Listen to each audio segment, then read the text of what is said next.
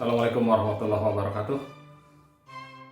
Baik, pada video kali ini kita akan lanjutkan bahasan mengenai momen gaya ya. Pada pertemuan yang lalu atau pada video sebelumnya ya, kita sudah definisikan momen gaya baik secara vektor maupun bagaimana kita bisa menentukan besarnya ya, besar dari momen gaya. Nah, kita akan tambahkan beberapa contoh soal terkait dengan momen gaya. Jadi bagaimana cara menentukan momen gaya. Jadi intinya sebenarnya momen gaya ya adalah perkalian antara gaya dan lengan gaya, di mana gaya dan lengan gaya itu harus saling tegak lurus ya. Nah, kalau misalkan antara gaya dan lengan gaya belum tegak lurus, maka kita bisa lakukan metode uraian dengan cara pertama boleh menguraikan gayanya tegak lurus terhadap batangnya ya, atau menguraikan batangnya tegak lurus terhadap gaya ya. Oke. Nah, di sini sudah saya tuliskan, bisa revisi pintas bahwa momen gaya itu kan secara matematis ini R kali F kali sin theta ya. Dan R kali F kali sin theta adalah F yang tegak lurus dengan R dikalikan dengan R-nya sendiri dengan gaya ya, gaya dengan gaya, atau sebaliknya F dikalikan dengan R yang tegak lurus ya.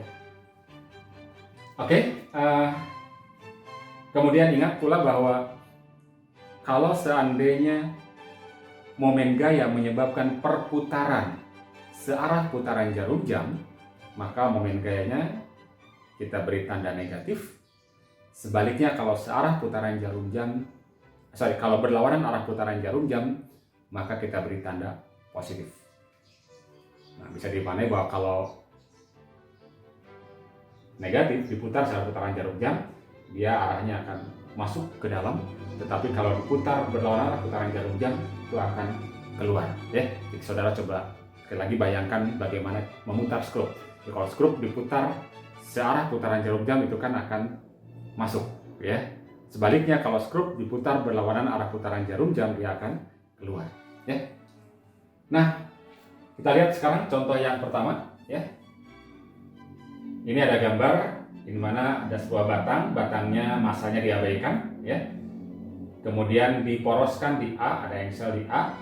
Kemudian diberi gaya F 100 Newton. Nah, kemudian sudut yang dibentuknya itu adalah 30 derajat, tapi ini terhadap arah vertikal ya. Tentukan momen gaya terhadap titik A ya. Nah, untuk menyelesaikan ini ya, maka sekali lagi bahwa momen gaya adalah perkalian antara gaya dan lengan gaya yang saling tegak lurus.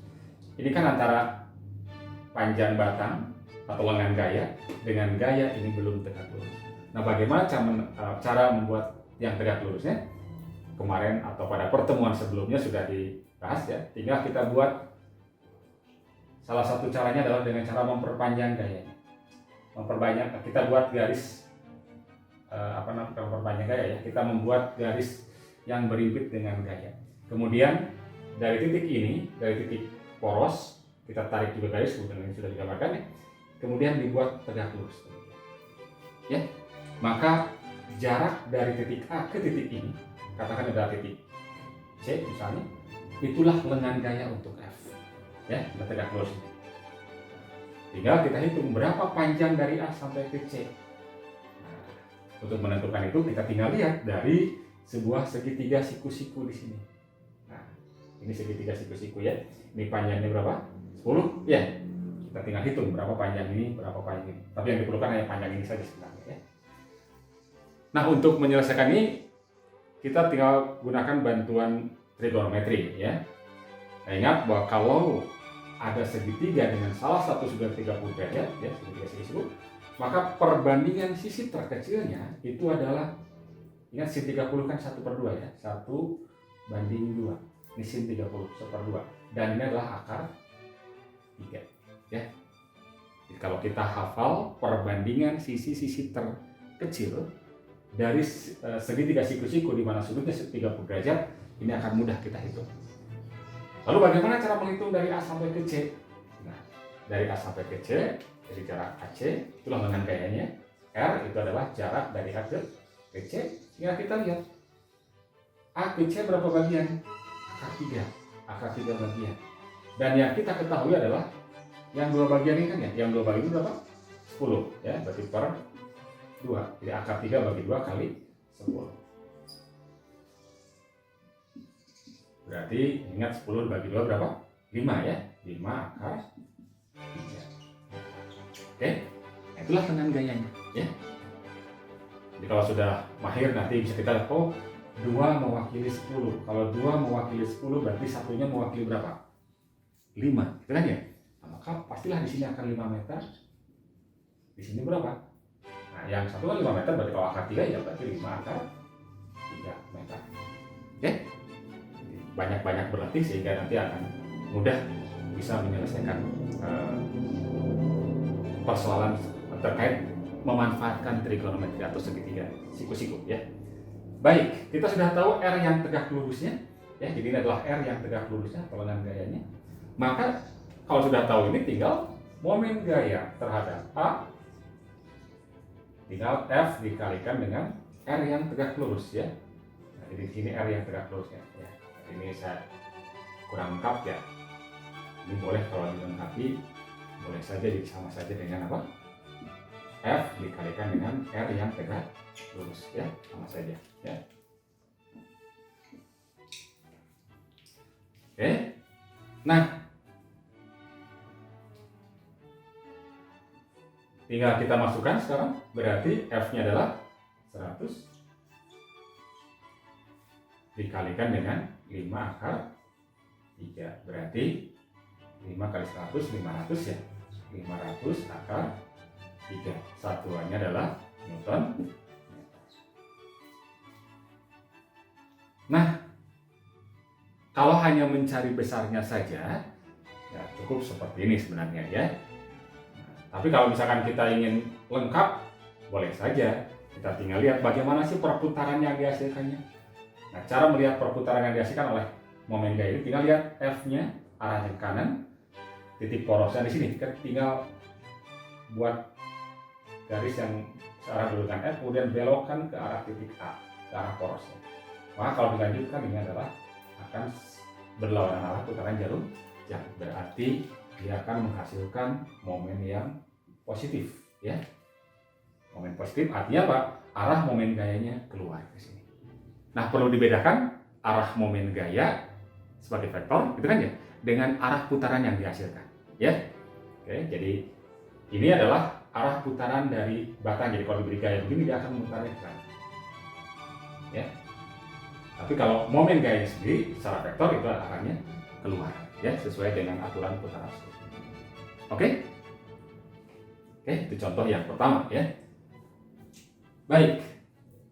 Contoh yang kedua. Ini ada beberapa gaya bekerja pada batang ya. Di mana ini kembali diporoskan di titik A dengan sudut yang sudah diketahui dan gaya-gaya yang sudah diketahui ya. Kita ingin cari resultan momen gayanya. Nah, untuk menyelesaikan soal seperti ini sih ya, serupa saja sebenarnya dengan yang kalau hanya ada sebuah saja. Jadi resultan momen gaya itu dihasilkan oleh merupakan jumlah dari momen gaya dari setiap gaya yang dihasilkan oleh setiap gaya ya. Jadi kalau dituliskan bahwa sigma momen gaya berangkat sama saja dengan resultan atau perkalian ya dari gaya dan dengan gaya. Nah, yang tegak lurus, boleh yang tegak lurusnya gayanya, boleh yang tegak lurusnya R-nya, terserahlah ya, pilihan kita. Nah, namun di sini kalau kita perhatikan dari gambar ya, kita ambil saja yang tegak lurusnya adalah gayanya ya, kita tegak luruskan. Jadi kalau yang F2 ini sudah enak, sudah tegak lurus, jadi kita biarkan saja. Yang belum tegak lurus adalah yang F1 dan F4. Maka kita buat garis yang vertikal tegak lurus terhadap batang. F1 kita uraikan ke sini, maka dapatlah ini komponennya. Ini adalah F1 yang tegak lurus, F1 yang tegak lurus. Sini siku-sikunya ya. Tinggal kita hitung berapa besar F1-nya. Nah, kita lihat sekarang sudutnya. Sudutnya ini kan 53. Nah, kalau 53 di situ berarti di sebelahnya ini berapa? Kan ini siku-siku 90 kan ya. Kalau 53 berarti ini 37 derajat. Nah, kembali kita bisa ambil bahwa kalau ada segitiga siku-siku dengan sudutnya 37 derajat, maka perbandingan sisi terkecilnya adalah di depan 37 itu adalah 3. Kemudian yang ini sampingnya adalah 4. Ya, sampingnya adalah 4 dan miringnya adalah 5. Ini akan sangat membantu kalau saudara atau kalau kalian hafal ini ya. 3, 4, 5 itu kalau 37 ya. Nah, berikutnya berapa F tegak lurus yang ingin kita dapatkan? Nah, kita lihat yang sudah tahu kan yang miring 100 dan ini panjangnya 5. Yang 5 itu mewakili 100. Jadi kalau 5 mewakili 100 berarti satunya mewakili berapa? 100 bagi 5 aja 20. Ya, berarti satu bagian mewakili 20. Karena satu bagian mewakili 20 berarti kalau 4 bagian tinggal 4 kali 20 alias 80 Newton. Ya. Oke, 80 Newton. Yang sebenarnya ada lagi satu komponennya ke sini ya, tapi nggak usah kita cari karena kita tidak perlukan untuk menghitung momen ya. Kemudian yang 60 Newton yang ini. Nah, kita buatkan yang tegak lurusnya ke sini. Nah, ini yang kita perlukan. Ini adalah F4 yang tegak lurus. Berapa? Nah, kembali di sini kalau ini sudutnya 37 atau boleh ini 53, ini serupa aja ini. Kita ambil ini sudutnya 37 juga kan ya. Kalau ini 37 berarti perbandingan sisinya adalah seperti ini juga. Ini berarti 3, ini 4, ini 5 yang miring ya. Nah, sekarang yang sudah ada nilainya adalah yang miring ini ya. Yang miring ini kan 5 mewakili berapa? 60. Jadi 60 bagi 5 berapa? 12 ya. 12 berarti faktor pengalinya adalah 12. Nah, yang ini kan 3. 3 dikali 12 berapa? 36 ya. Oke, jadi 36. Oke. Mudah kan ya? Oke, 36 Newton. Satu lagi ke sini nggak usah kita cari ya. Yang arah sebenarnya ini sekali lagi yang ini ada komponennya ini, yang ini ada juga komponennya ke arah horizontal sini. Kita sudah dapatkan F4 yang sudah lurus. Kemudian bagaimana dengan F3 sekarang ya? F3 itu ternyata berimpit dengan apa? Dengan batang. Jadi kalau kita pindahkan titik tangkapnya atau gayanya, ini titik tangkapnya bisa tepat berimpit pada poros. Nah, ingat, kalau titik tangkap berimpit pada poros, maka dia tidak akan menghasilkan momen gaya. Tidak akan berputar batang. Coba bayangkan ya, porosnya di sini ditarik ke kanan, tidak akan muter di kanan. Yang akan muter kalau gimana? Kalau begitu atau sebaliknya ke bawah. Makanya diambil yang tegak lurus ya. Oke, jadi yang F3 tidak menghasilkan momen gaya. Jadi sekarang yang menghasilkan momen gaya adalah yang F1 tegak lurus, F2 dan F4 tegak lurus. Jadi ini yang ditegak luruskannya adalah gaya, gitu kan ya? Tinggal kalikan aja sekarang berarti F1 yang tegak lurus dikalikan dengan F1 mana lengannya? Ini titik tangkapnya, ini lengannya, berarti jarak dari A ke B.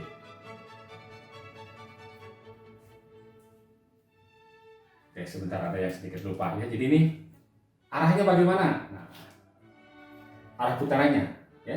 Nah, untuk yang F1 bengkokkan saja ke A, porosnya. Bengkokkan ke A. Dari sini bengkok sini, maka ini berlawanan arah putaran jarum jam, kita definisikan yang positif ya. Yang F2 dari sini bengkokkan sini. Nah, ya, ke A. Dari F ini bengkokkan ke A.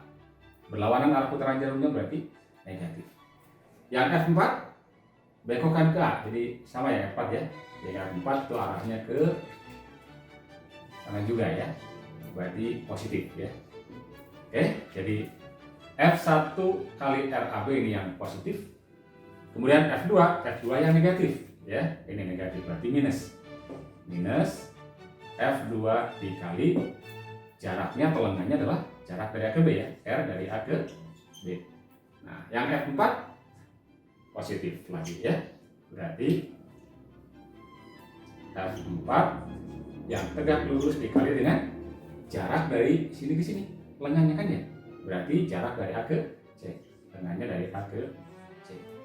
Dengan demikian kita akan dapatkan ini berarti 80, ya, dikali RAB nya 3 dikurang 50, ya, dikalikan dengan RAB 3 juga kan, ya, plus berapa ini 36, ya, dikalikan dengan RAC berapa RAC? Dari A ke C 6, ya. Oke. Dengan demikian kita dapatkan ini 240 dikurangi 150, gitu kan, ya. Dikurangi berapa? 36 kali 6? 36, 6 kali 6, 6 bawah 3, 6 kali 3 18 tambah 3 21, 216, ya. Oke, sehingga kita akan dapatkan ini berapa nih? Negatif, ya, hasilnya, ya. Negatif, positif, negatif. Oh, sorry, yang ini apa? Ini positif, ya, ini positif, sorry, ya, ini positif. Oke, 240 dikurangi 150 adalah berapa itu? 90, ya. 90 ditambah dengan 216 berarti 306, ya. 306 Newton meter. Oke.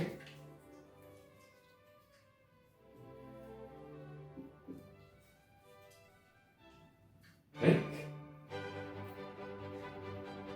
Kalau ada pertanyaan silakan tulis saja di kolom komentar, ya.